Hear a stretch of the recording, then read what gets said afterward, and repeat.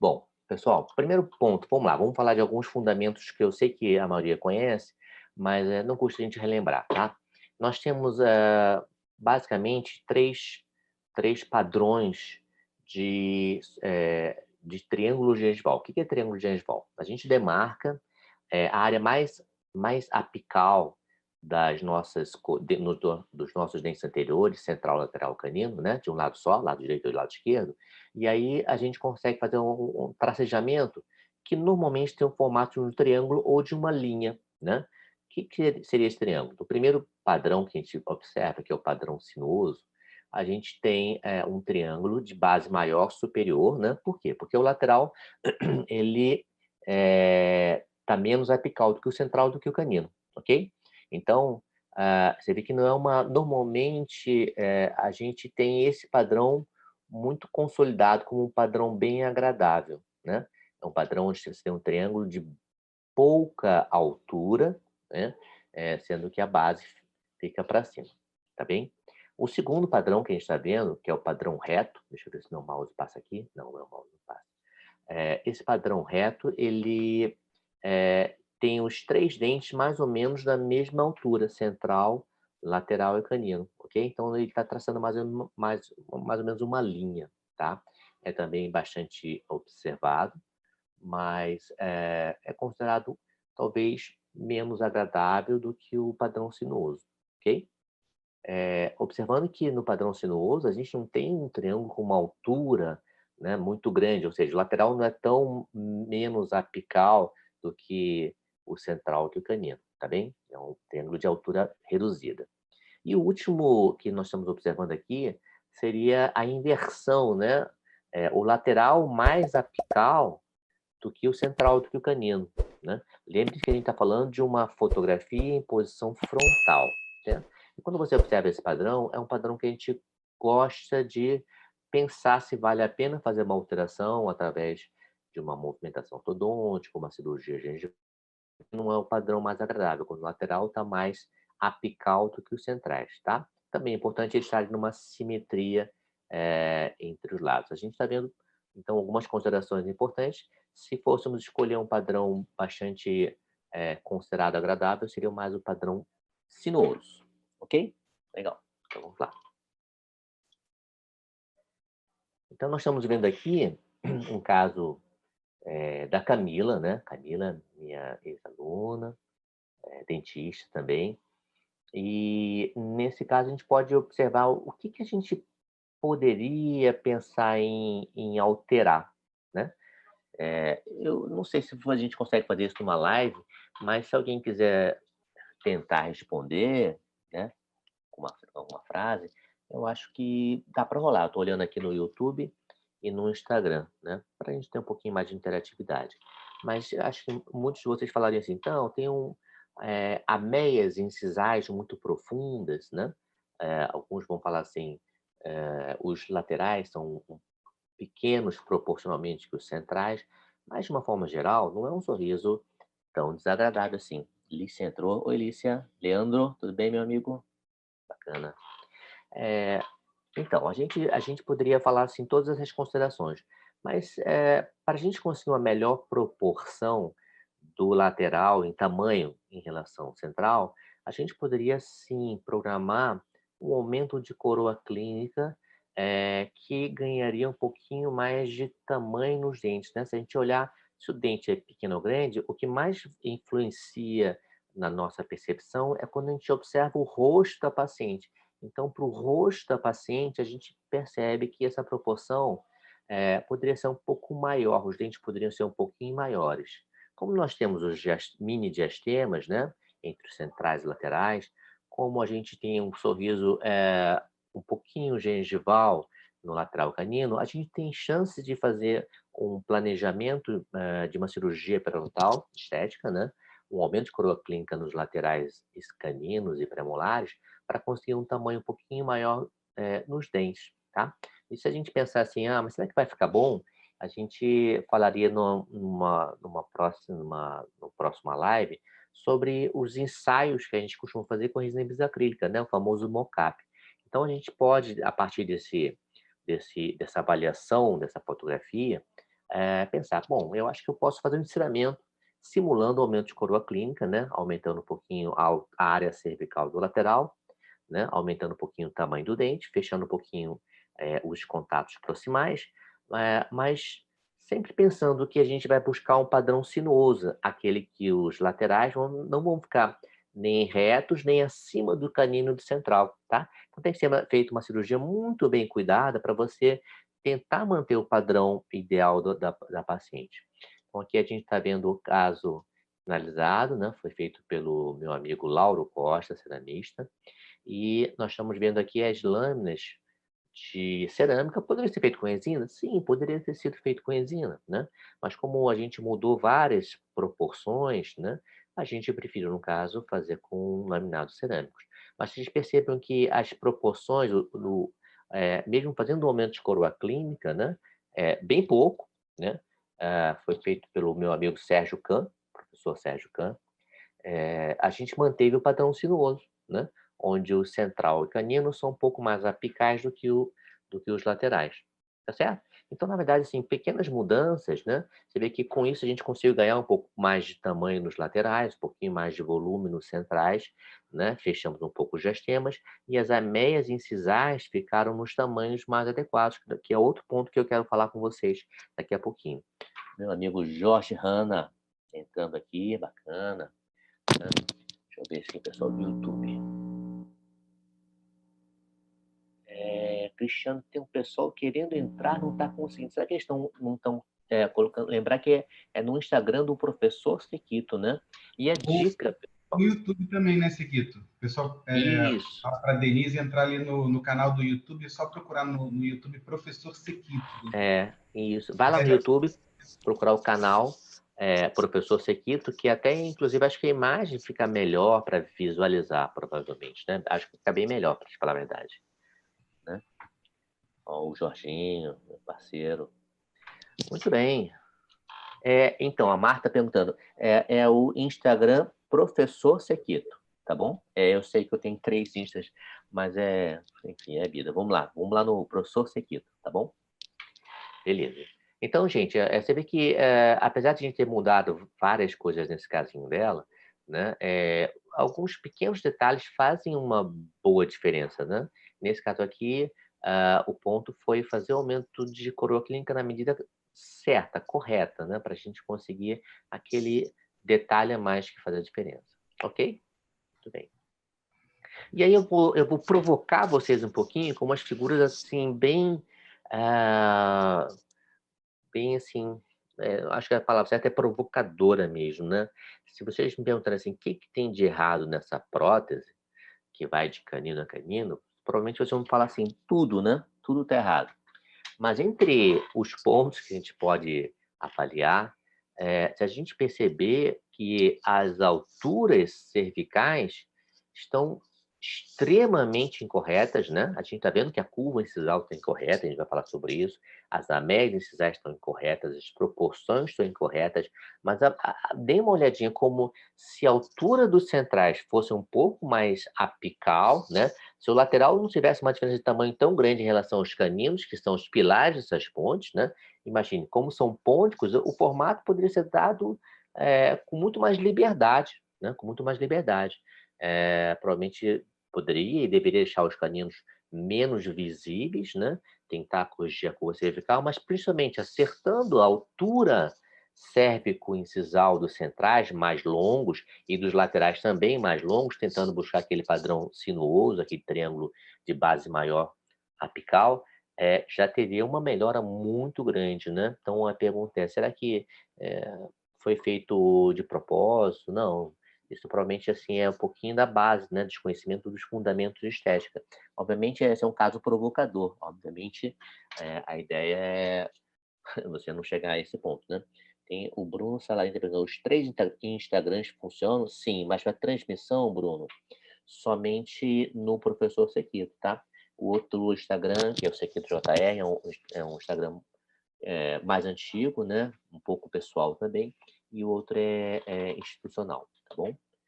Muito bem. Fernanda Rios, minha ex-estagiária, professora da UFRJ, legal. Vamos lá. Olha, esse de baixo, esse caso de baixo, né, eu acho bem interessante vocês comentarem, porque nós temos uma ponte fixa também. São casos bem antigos, né? Confesso que são casos bem antigos, que eu dei uma garimpada, mas repare, eu sei que a curva incisal não está ideal, né? Sei que está muito opaco a cerâmica, é uma metalocerâmica, mas eu quero, assim, provocar vocês no sentido de os centrais são dentes análogos, né? Eles têm alturas cérvico-incisais diferentes. Deveriam ser mais apicais do que o lateral, mas o lateral, não sei se na verdade, ah, bom, provavelmente tinha essa posição mais apical, né? Ela ficou com uma altura do 22, ficou na mesma altura do dente 21, né? E o lateral 12 ficou mais apical do que o central, né? E o canino tá menos apical central, aquele último é o triângulo invertido, né? É o triângulo invertido. Enfim, antes de pensar em fazer a parte do preparo, moldagem, tem que se pensar em formas da gente corrigir esses conceitos, né? A ideia é buscar, assim, eu quero que vocês pensem sobre quanto do planejamento de base, o que que é necessário fazer antes, uma ortodontia, uma cirurgia periodontal, enfim, o que viabilizaria finalizar bem o caso clínico, tá bem?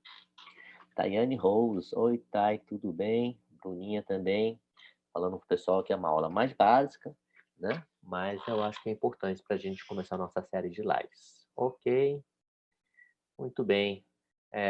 Esse é um sorriso considerado bem agradável, né?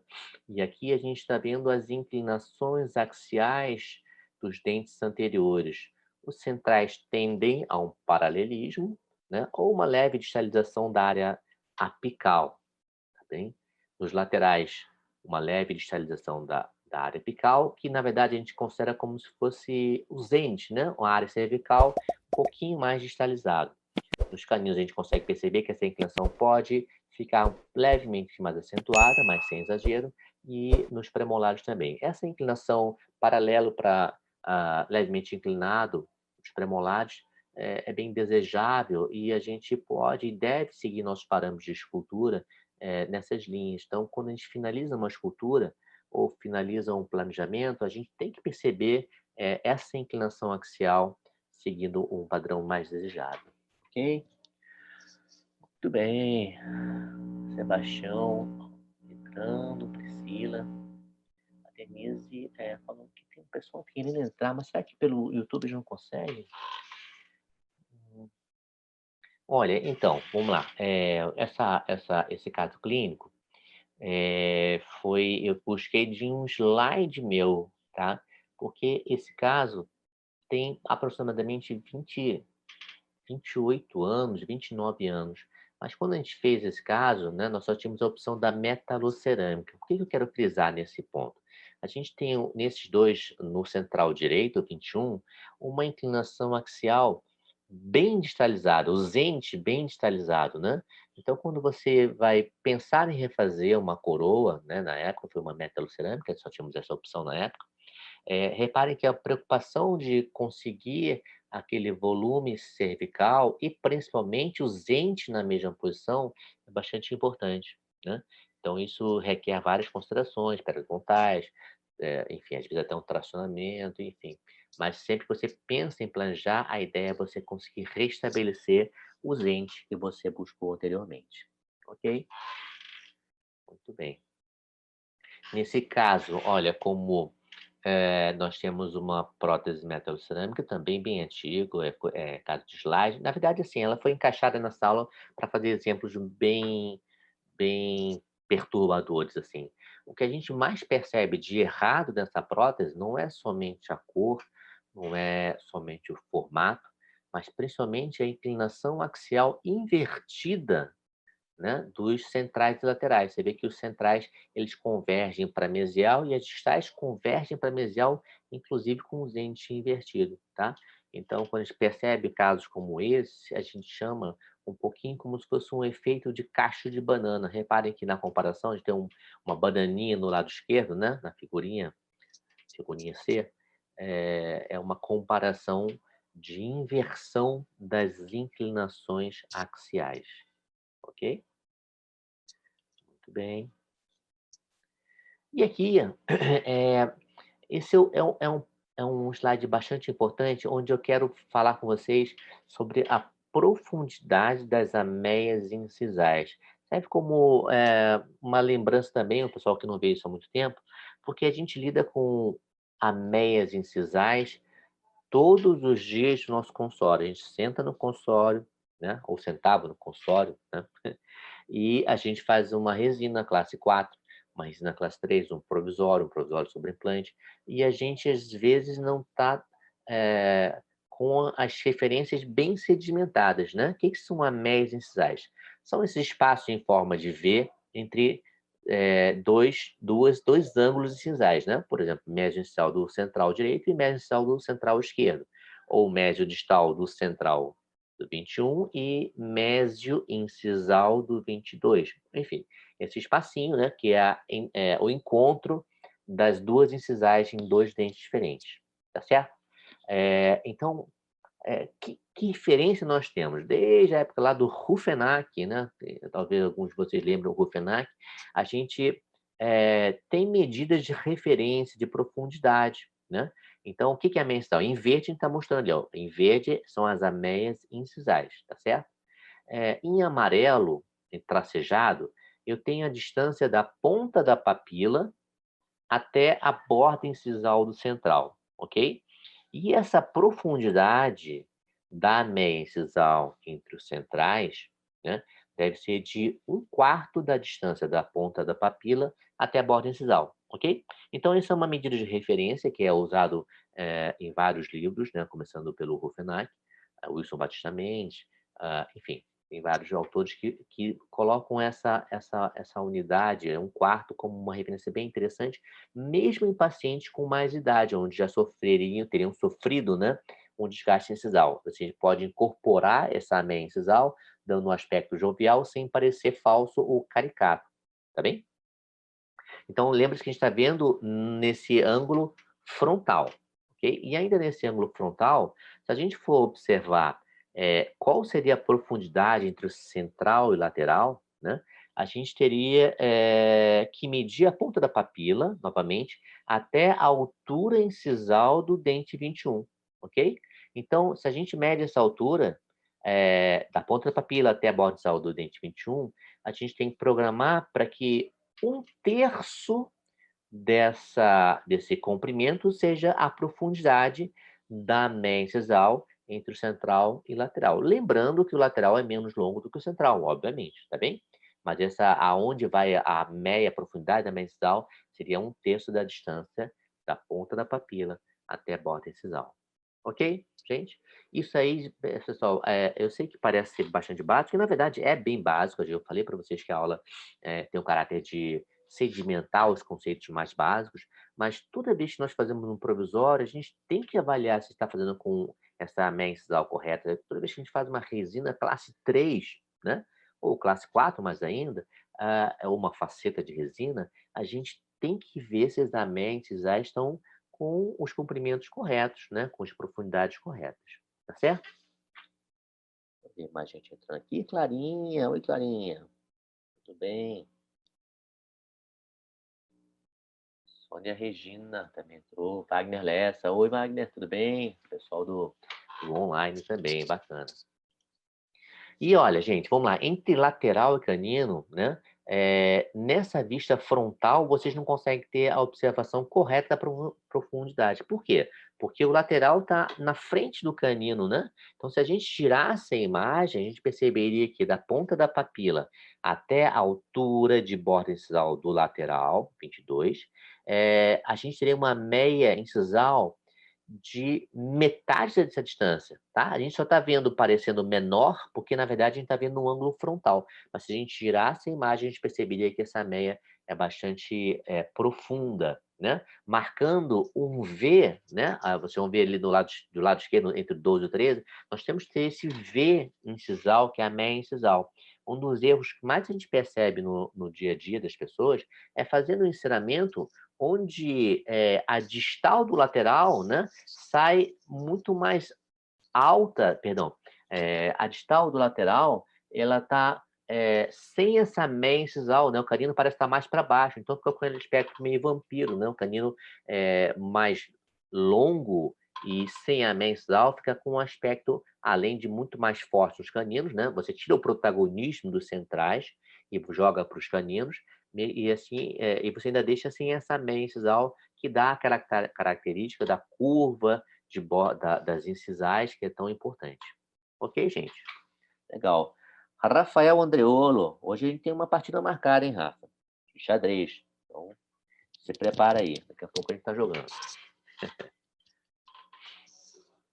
Muito bem, esse é um caso da Camila, né? E reparem, esse caso aqui, como que nós temos alguns tamanhos, são sorrisos naturais, tá? Dentes naturais.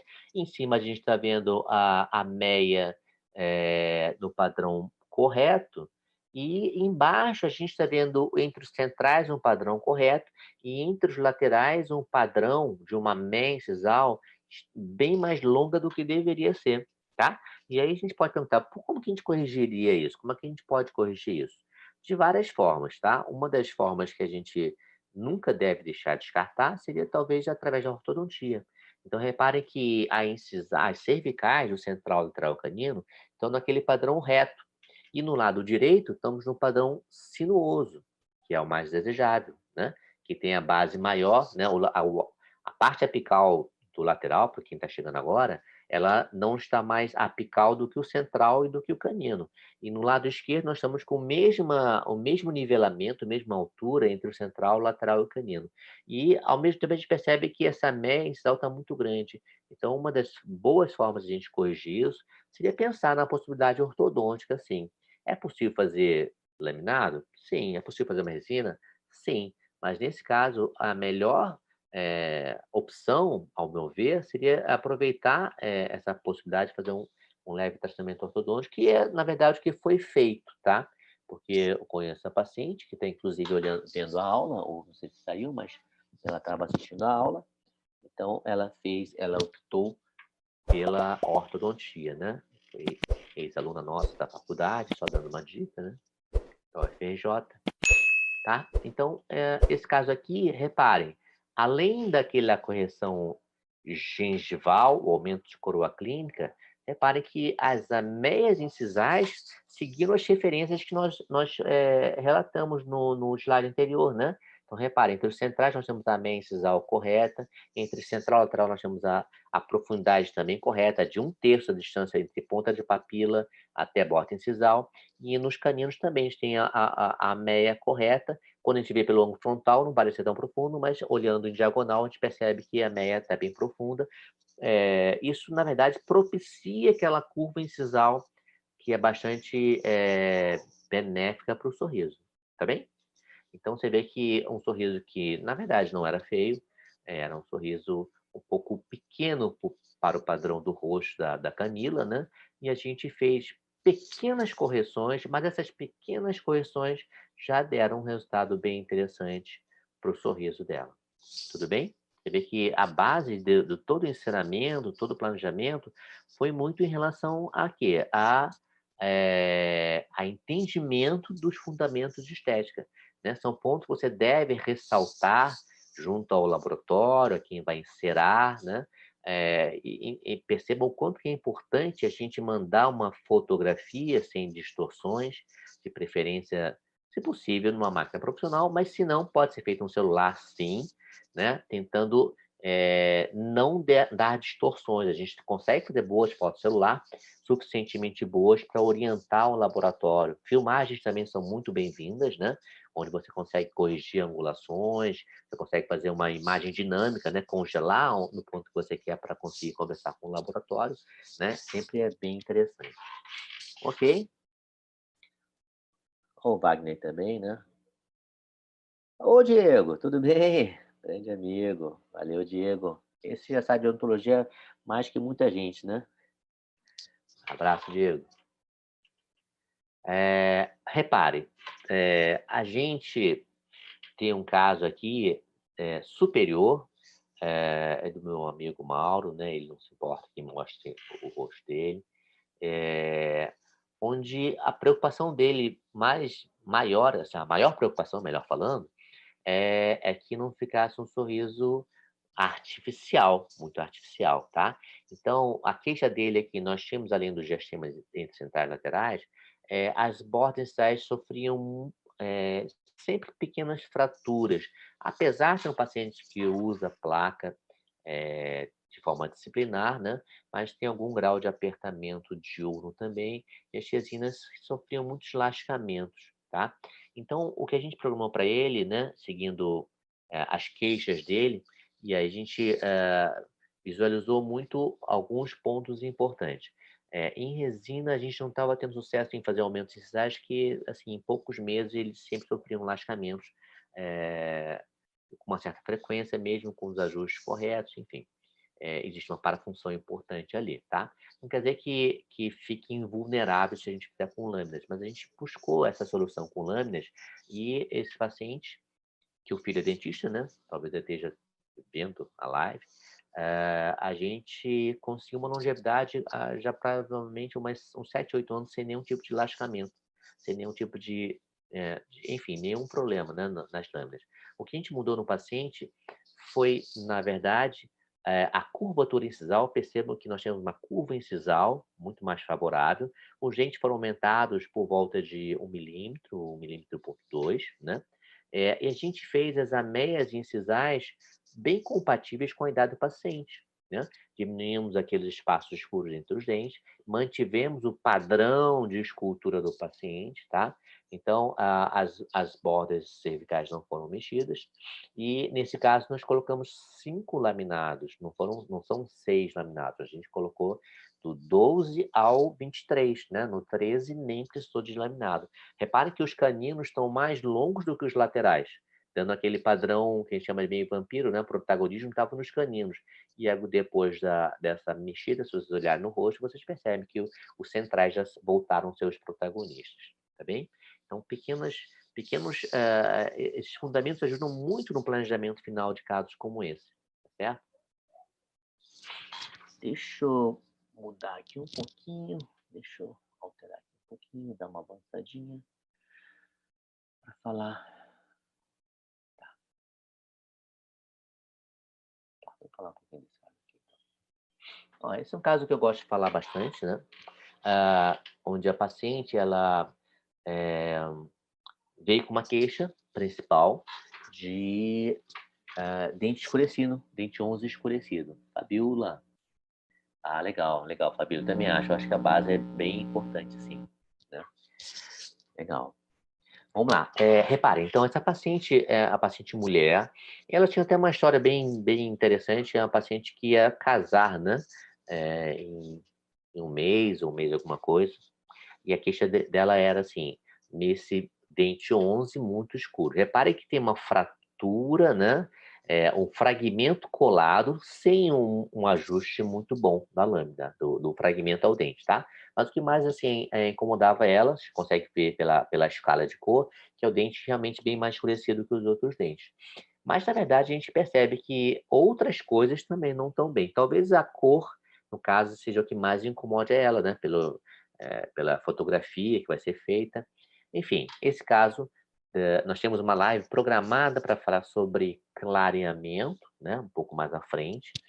É um caso que a gente tinha que ver com uma visão não só da cor do dente, né? Mas o que a gente pode fazer pela paciente além de somente acertar a cor, né?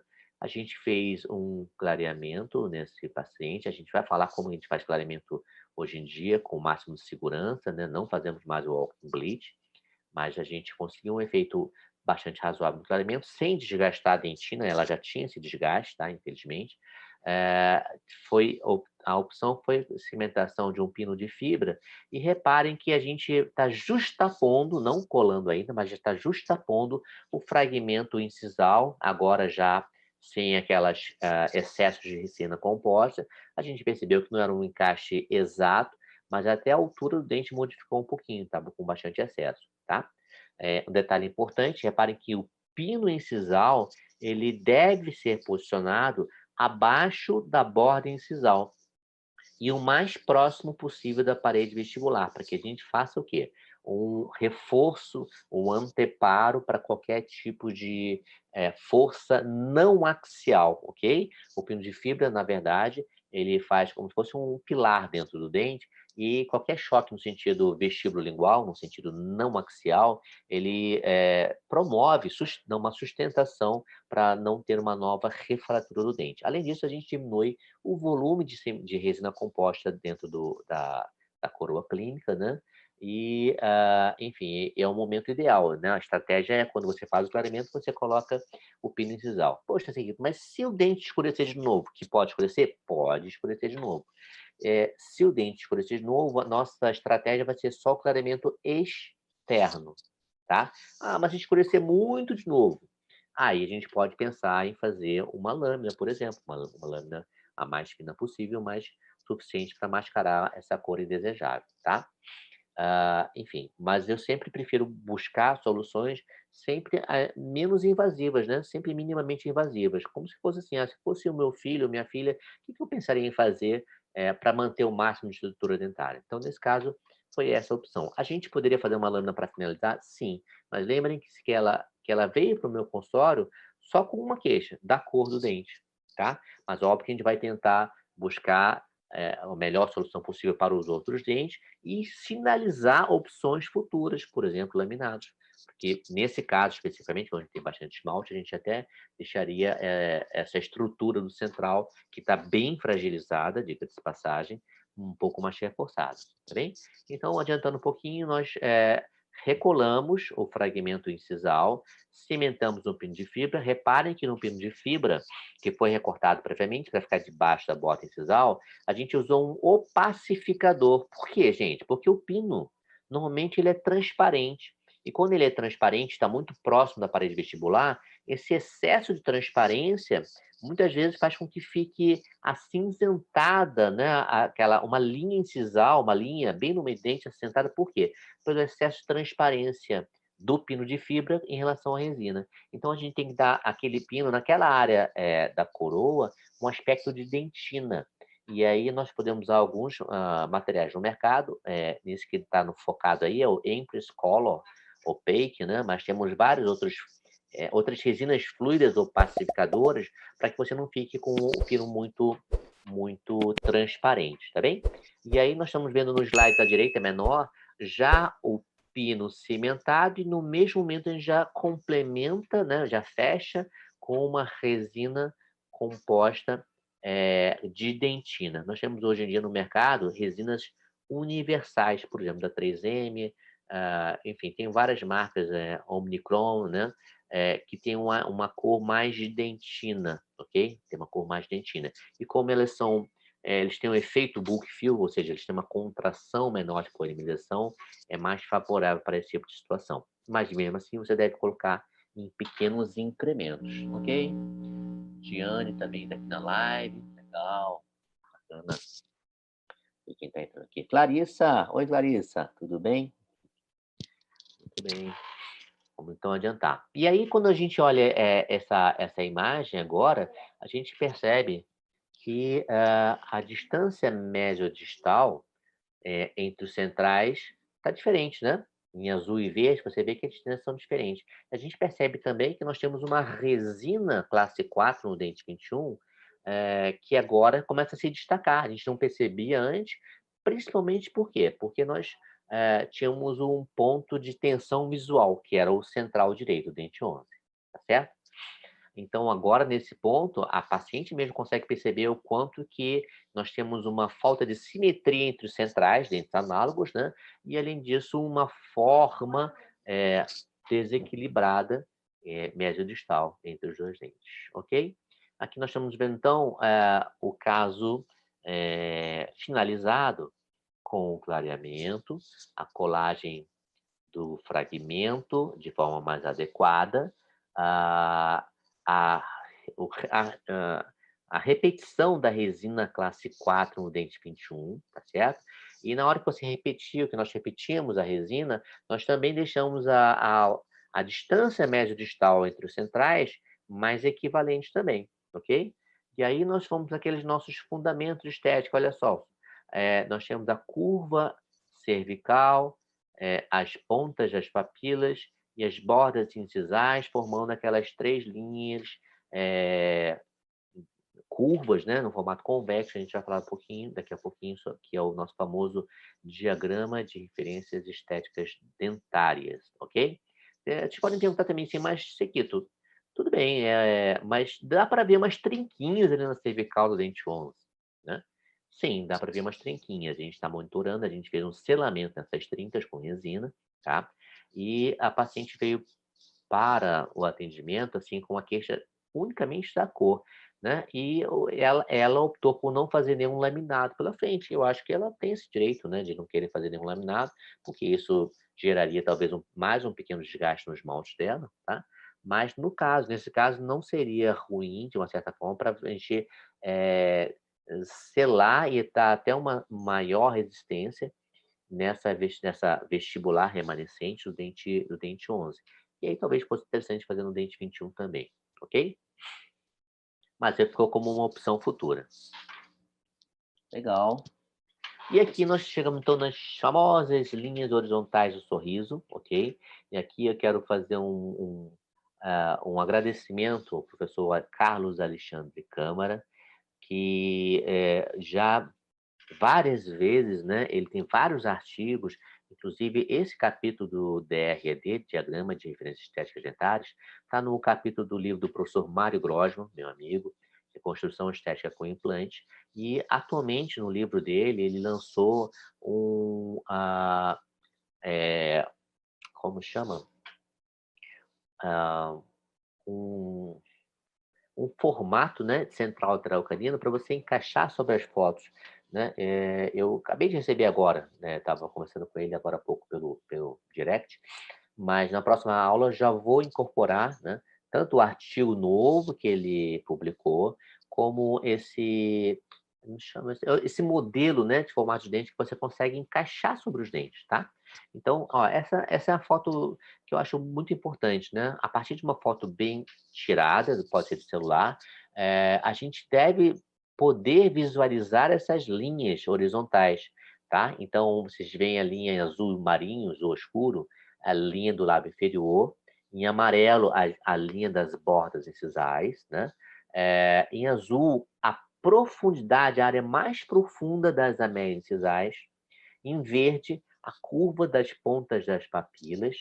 Em amarelo, a área cervical, né? A área cervical, mostrando como elas têm uma curvatura que, se não são totalmente perfeitas em termos de paralelismo, elas são bastante próximas, tá? E unicamente a linha do lábio superior tem uma angulação diferente das linhas anteriores e demarcam a visibilidade da área gengival, do sorriso gengival, tá certo? Então, passa a ser uma referência. Essa paciente tem uma linha reta entre central e lateral canino, né? Elas são não é um padrão sinuoso, mas também não é um padrão invertido, tá certo? E uma coisa que a gente gosta muito de frisar, esse é um caso de laminado, de pré-molar a pré-molar. A paciente tinha diastemas bem grandes, né? Mas quando a gente termina a restauração, a gente gosta muito de perceber, a partir do diagrama, né? As inclinações axiais, o formato das papilas, né? Em triângulos verdes e vermelhos, a gente consegue observar as papilas, a altura de papilas e as ameias incisais. E quando a gente demarca em verde, a gente percebe um formato como se fosse uma asa delta, tá? Como que a gente faz essa marcação? A gente faz essa marcação na ponta da papila, né, das papilas superiores, e na profundidade das ameias incisais. Então, a partir desses triângulos, né, a gente marca um formato, a gente fecha um formato, e se a gente consegue projetar ou planejar para que fique nesse formato de asa delta, né, a gente está com as referências estéticas provavelmente muito próximas do bom ou do ideal, tá? E isso é bem interessante, que você consegue visualizar a partir de uma foto inicial bem tirada, ok? Template, a Bruninha está me ajudando aqui. Bruninha é minha aluna de especialização desse ano, que eu acabei de postar lá no nosso grupo, né, Bruninha? É o template, essa é a palavra que está me faltando, né? Um template smile curve. ou seja, um template, um formato de canino a canino, onde você consegue encaixar sobre o caso clínico que você está trabalhando. É bem interessante, eu acabei de receber o artigo, não tive tempo de ler, porque realmente foi há uns 30 minutos atrás, mas eu já postei lá no nosso grupo. Legal, Bruno, obrigado pela ajuda. Tá? E aqui a gente está vendo novamente, né, o mesmo, um outro sorriso. A gente percebe que nas pontas das papilas e na profundidade das améias a gente consegue perceber também aquele formato de asa delta. Ok? Muito bem, muito bem. Deixa eu ver quanto tempo a gente está de live. Vamos lá. Quero, assim, avaliar um pouquinho alguns casos interessantes com vocês, né? Então, eu selecionei alguns casos bacanas, que do começo, do início ao final, a gente muitas vezes fica um pouco sem um caminho, né? Uma base. E é por isso que é tão importante, né? A gente partir sempre de avaliação do rosto do paciente, para que a gente consiga fazer essas linhas incisais. Podemos usar alguns recursos, como o DSD, né? O desenho do sorriso digital, né? Para que a gente possa planejar junto com o periodontista, junto com o ortodontista, junto com o ceramista, né? O protético que vai fazer o ceramento, para tentar buscar a melhor solução, né? Então, vamos lá. São dois casos separados, estão vendo dois casos separados, caso A e caso B, e repara que a gente vai seguindo por um caminho bem interessante. Deixa eu voltar aqui um pouquinho, slide. Caso A e caso B. A gente tem aqui, basicamente no caso A, a percepção de uma curva incisal bem deficiente, né? A gente percebe um desgaste bastante invasivo, né? Necessidade de recuperação de dimensão vertical, então é um caso mais de reabilitação mesmo, tá certo? Já bastante antigo.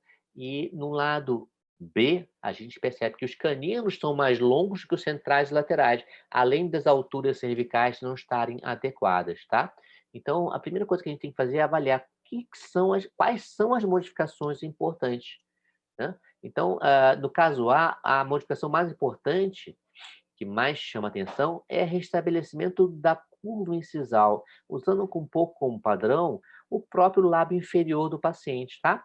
É ideal que a gente olhe também, lógico, sempre em relação ao rosto. Então, uma fotografia de rosto é bastante importante. No caso B, além da curva incisal, né, que tem que ter um parâmetro em relação, por exemplo, ao lábio inferior, né? O lábio inferior pode ser o parâmetro de uma curva perdida. A gente percebe que é necessário também alongar os dentes, tanto no sentido cervical, como no sentido incisal, tá? Para restabelecer a curva incisal, planejar as améias incisais, nós já falamos um pouquinho antes, né? E com isso a gente consegue, olha, fazer planejamentos reabilitadores, sejam de laminado, sejam de coroa, sejam de facetas, né? Mas que sigam aquele padrão do primeiro planejamento, da visibilidade do DRED, né? Do diagrama de referência de teste dentário, a possibilidade de fazer aquele formato de asa delta a partir de um desenho bem simples no computador, né? Não precisa ser no super aplicativo, mas você pode fazer desenho simples no computador, ou para alguns que não gostam ou não curtem computador, pode até imprimir e desenhar, né? Existe uma técnica para fazer desenhos também em cima de uma fotografia normal, ok?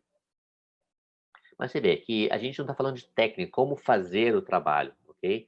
Esse caso foi feito na especialização da faculdade pelos alunos, da turma, se não me engano, 2015, 2016, de uma secretária da faculdade também.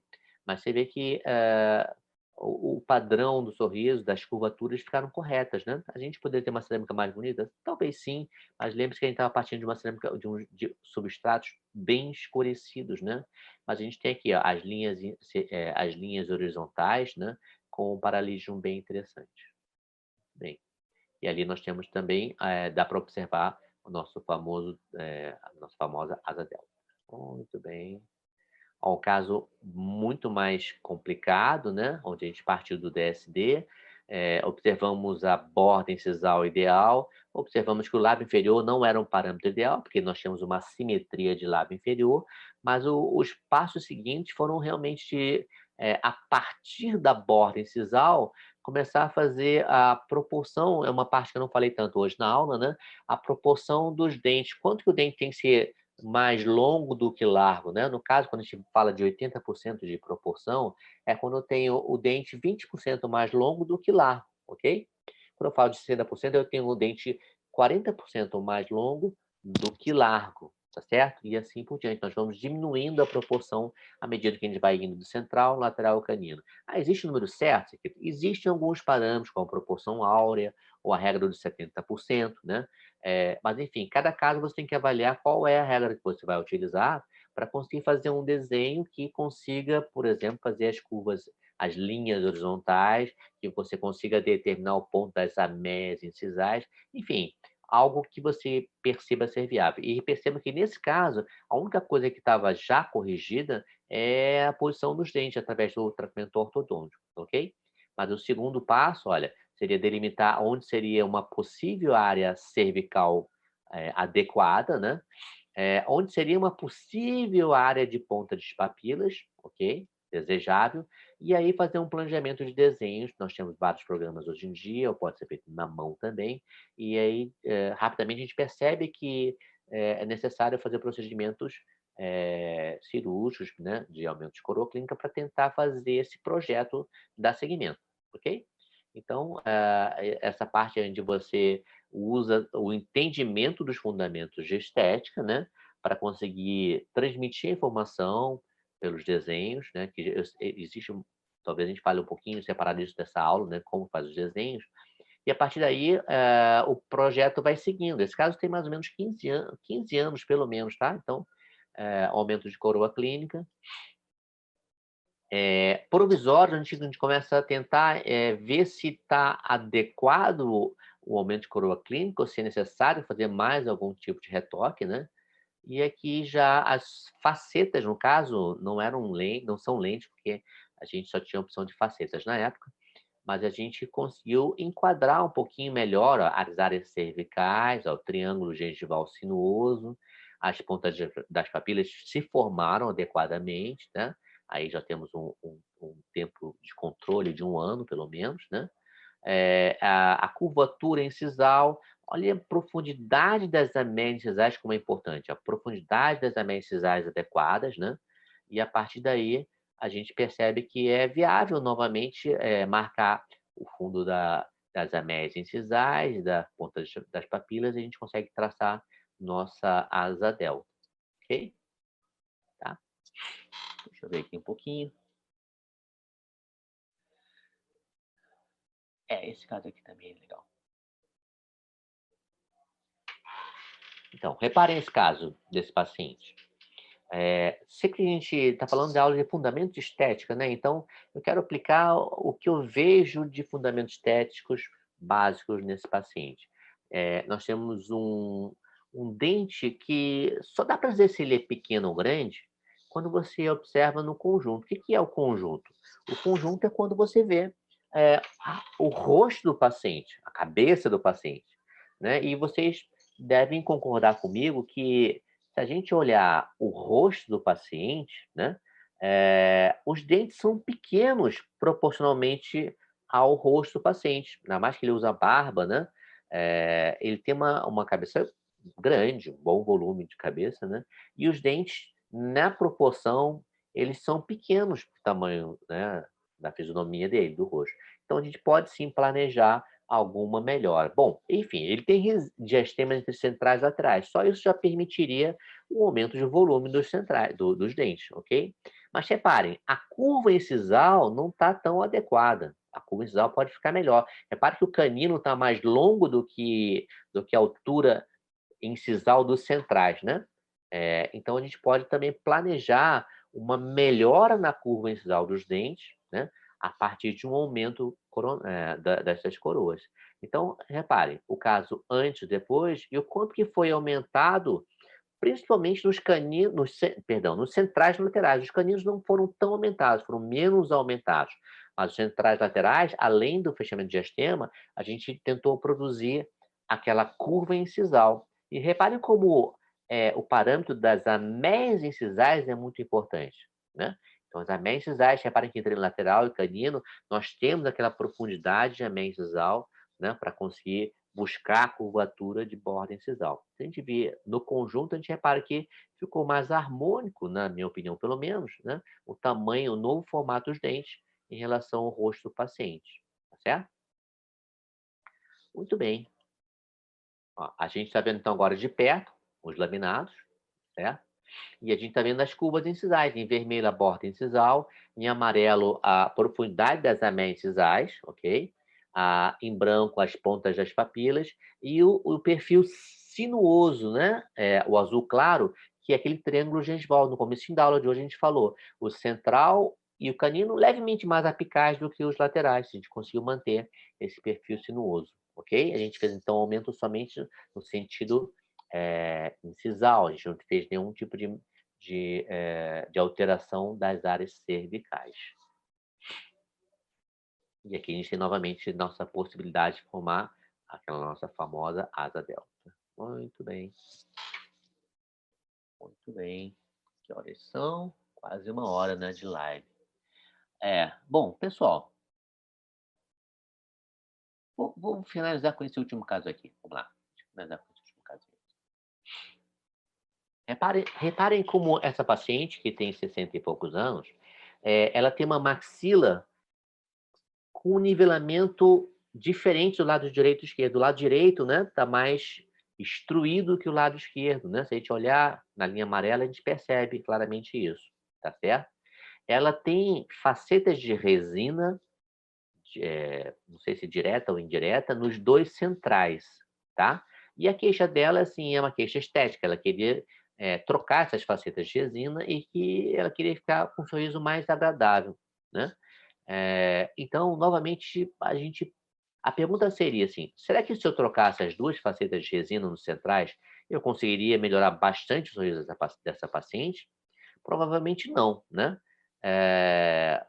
O que a gente percebe, ó, naqueles fatores que eu falei agora, a curva cervical em vermelho está invertida, né? Não está com a curva que seria assim paralela ao lábio inferior. Então, existe um parâmetro muito ruim, né?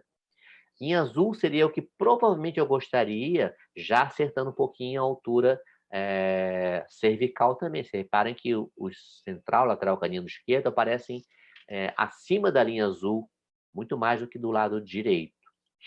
E o mais importante, a curva incisal está muito inadequada. Reparem que se eu pensar em termos de tamanho, perdão, se eu pensar em tamanho de correção, essa curva incisal vai me obrigar a fazer os centrais de tamanhos diferentes. E os laterais mais ainda. O lateral, além do 12 já ficar bem longo, o 22 vai ficar gigante, vai ficar muito mais longo. Por quê? Por causa da simetria, né, da maxila dela, tá? Então, esse é um caso que as lentes ou facetas, o que você planejar, provavelmente não vai ter um resultado estético muito bom, provavelmente vai até piorar o caso dela, tá? Agora, o desconforto dela, na verdade, é muito mais da assimetria, da inclinação da maxila, do que qualquer outra coisa. Então, lentes mais alongadas ali, e totalmente, sim, o mesmo tamanho entre o lado direito e esquerdo, só iriam piorar o caso. Essa é a imagem da mesma paciente, já uma foto melhor, né, que é a outra de radiologia, clínica radiológica. Vocês percebem exatamente os centrais em resina, mas é pós-ortodontia. Foi feito um Invisalign, 11 meses de Invisalign, e aqui, enfim, não é que a gente consiga corrigir tudo que a gente queria no sorriso dela, mas a gente já possibilitou, viabilizou um planejamento melhor, né? Um planejamento melhor. Então, a gente percebe aqui, ó, a linha média ficou ideal? Não, não ficou ideal. Mas se você não fala para o paciente, ele nunca vai perceber. Eles não estão com aquela linha interincisal com a inclinação inadequada, o que é muito pior, ok? Agora, a linha cervical já ficou mais adequada. Aquela azul é o que a gente estava planejando. Então, ficou bem próximo o lado direito do lado esquerdo. E o mais importante, sem dúvida nenhuma, é a borda incisal. Agora nós temos a possibilidade de traçar uma linha branca baseada no lábio inferior dela. Lembre que essa paciente tem 68 anos, né, como eu falei no começo do nosso caso. E aqui eu tenho, ó, chance de fazer centrais laterais do mesmo tamanho e não tão longos como eram anteriormente. Então, nós temos simetria e uma curva incisal muito mais suave, tá? Então, essa visualização inicial, a partir das imagens, a partir dos fundamentos, é bem importante, tá? Então, aqui nós temos um vídeo que eu não vou passar ele completamente, mas só para mostrar a etapa que foi feita, que basicamente foi a ortodontia em Invisalign durante 11 meses, tá? E aí, já na fase final, que é da cimentação, tá? Então, esse é o pós-operatório imediato da paciente. Cimentação de laminados. Cimentação de laminados não de canino, né? Os caninos são naturais dela. São somente os centrais e laterais. Perceba que se a gente tivesse feito sem a horta, a gente não conseguiria esse resultado de simetria, lado direito e lado esquerdo. Percebam que mesmo uma paciente de 60 e poucos anos, a gente pode sim dar as ameias incisais entre centrais, laterais e caninos, né? Que ela não vai ficar caricata, vai ficar mais jovial, é possível sim, tá? Aqui, pós-operatório imediato, e aqui, 1 ano depois, o controle, pouquíssima mudança, né? A gente está até com uma papilinha melhor. E, enfim, seguindo vários conceitos, mas principalmente os mais básicos, né? Os sedimentos básicos de qualquer planejamento estético, né? Que é seguir o diagrama de referências estéticas dentárias, né? E fazer o planejamento caso a caso, né? Obviamente, tá? Controle de 1 ano. 4 lâminas somente, tá? Centrais e laterais. Ok. Agora sim, a gente bateu 1 hora de aula. Opa. O pessoal do Instagram a gente vai retomar também agora, né? Vamos ver. Professor, qual seria a especialidade que eu devia fazer para trabalhar com odontologia estética? Prótese ou dentística? Fabiola, essa pergunta que não é muito fácil. Todas as duas especialidades, você tem oportunidade de trabalhar com odontologia estética, né? Tá? Eu diria que a dentística, às vezes, tem um pouquinho mais de percepção nos detalhes dos dentes unitariamente falando, né? E a prótese trabalha mais com a visão do conjunto. Eu sou um pouco suspeito para falar isso, porque... Deixa eu botar aqui de novo. O Instagram recomeçou. Pronto. Eu fiz dentística, mestrado em dentística e fiz especialização em prótese. Então, eu diria que depois que eu fiz dentística, o mestrado em dentística, eu fiquei mais humanizado, sabe? Humanizado no sentido de... na época eu era reabilitador, quase tudo virava coroa total, né? Eu tinha muito pino, coroa total, e a dentística me humanizou um pouquinho. Então, eu sempre procuro ver o que... É lógico, né? A tendência dos estudos, né? A gente, como eu sou mais antigo, logo que comecei a fazer dentística lá para 98, 99, eu já começava a ter uma percepção do quanto que era importante ser menos invasivo, né? E hoje em dia o que mais se fala é o quê? Odontologia minimamente invasiva, né? Ô, Clarissa, valeu, Sérgio. Valeu, Sérgio. Então, o que eu diria para você? Eu acho que nas duas especialidades, tanto dentista como prótese, você pode pensar sempre uma odontologia minimamente invasiva em qualquer planejamento de envolva estética. Lembrando que a estética é um tratamento eletivo, normalmente. Pode ser funcional? Claro que pode ser funcional. Na verdade, você deve sempre tentar buscar a melhor funcionalidade possível para os seus casos, tá? Mas sempre pensar de uma forma conservadora, tá? Eu acho que se você escolher bons cursos de especialização, tanto com prótese como dentística, vai suprir a necessidade, tá? Se você gosta de fazer reabilitações bem grandes, tudo bem, eu acho que talvez a prótese tenha um pouco mais de espaço para o que você quer, tá? Mas a dentística trabalha muito com laminados, né? Por exemplo, que tem a parte de odontologia estética. Você se inscreve no YouTube, olha o vídeo lá, e você toca o sininho. Quando você toca o sininho, você vai receber, primeiro, que a sua inscrição está adicionada, e você vai receber notificações de todos os vídeos que vão acontecer, tá? Então, vocês podem ir no bio do meu Instagram, Professor Sequito, e podem se inscrever e automaticamente vocês vão receber os avisos por e-mail.